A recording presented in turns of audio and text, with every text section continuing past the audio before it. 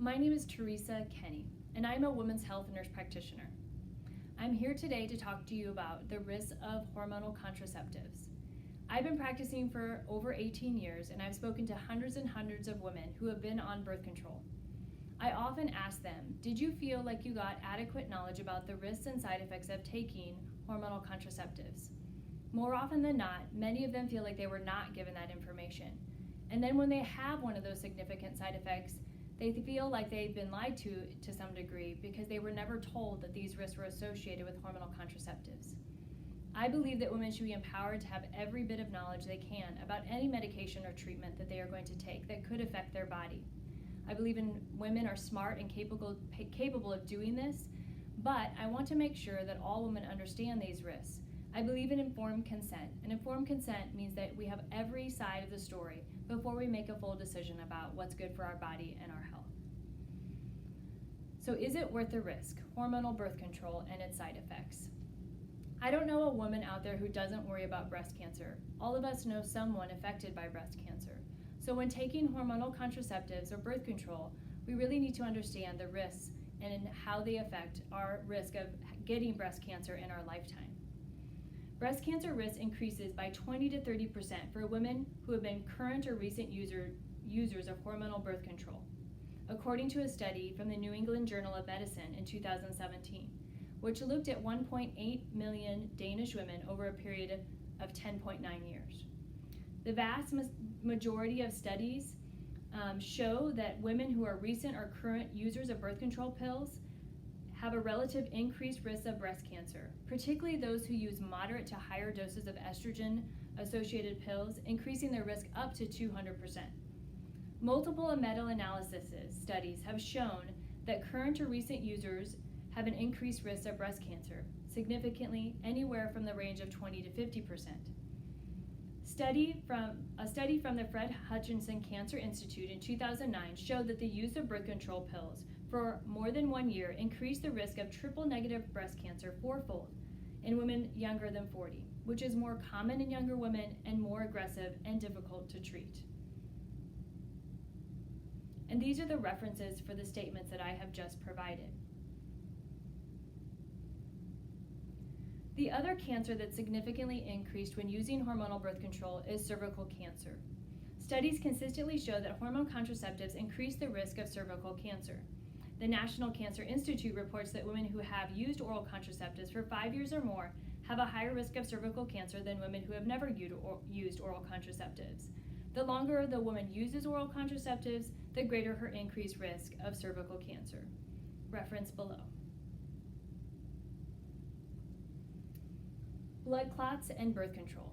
Blood clots and birth control, this is a very significant risk that women need to understand when using a hormone contraceptive. Multiple studies have confirmed over the years that hormone-containing contraceptives increase the risk of forming a venous thrombosis, otherwise known as a blood clot.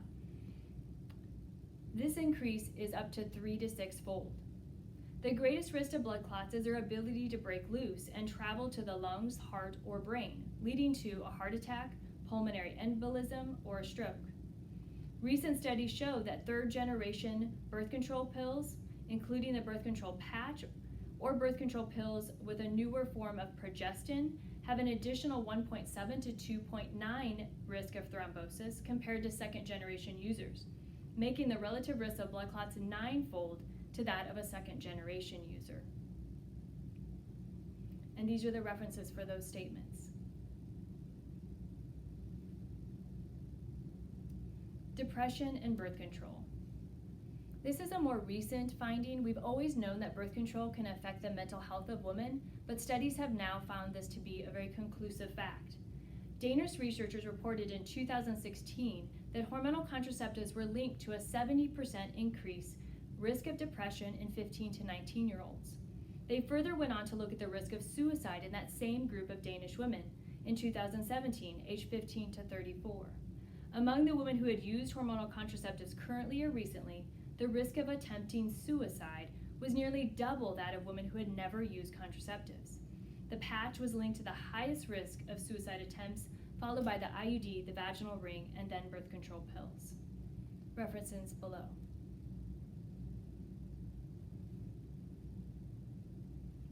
The risks of birth control also include more common side effects that don't necessarily have a significant health risk, but definitely impact the quality of life of women. And we know that's so important to women using any form of medication.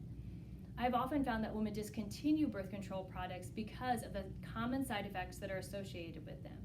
Some of these include intermenstrual bleeding or spotting, which is bleeding in between the periods, nausea, breast tenderness, headaches and migraines, which I find are quite often on hormonal birth control, weight gain, which we know no one wants in any medical treatment, mood changes, missed periods or having no periods at all, decreased libido or decreased sex drive, vaginal discharge changes, and changes to the eyesight, especially those who are using contact lenses. All of these side effects really can disrupt a woman's quality of life. We also know that women don't just take birth control for birth control. Over 50% of women report taking birth control for a health reason. There are some significant health benefits to being on birth control, and women need to know about these as well when weighing the risks and the options for them. Some of these health benefits may include a 50% risk in ovarian and endometrial cancer.